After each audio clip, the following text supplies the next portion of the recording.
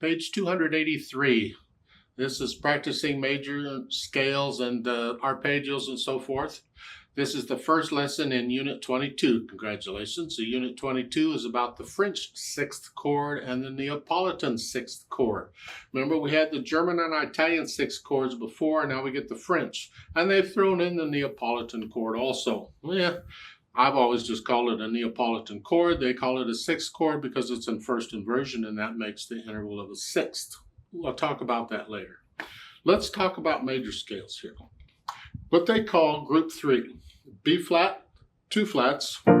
E flat is 3 flats. A flat is 4 flats. So you do the scales. I got the videos and all that junk too.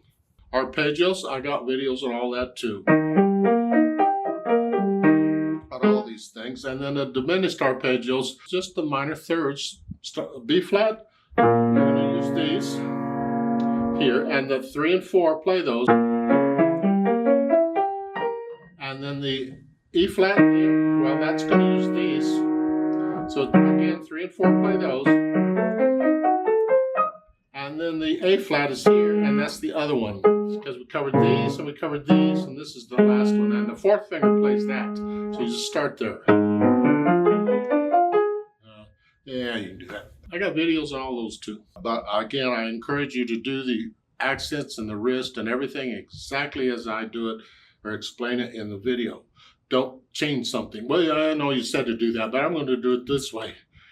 You won't get the benefit if you change it. Just do it the way I explain in the video. It's a short lesson. I don't have a lot to say on these scales and arpeggios much. Hopefully you've covered them and you pretty much know them by now. I hope. You need to know them, so know them.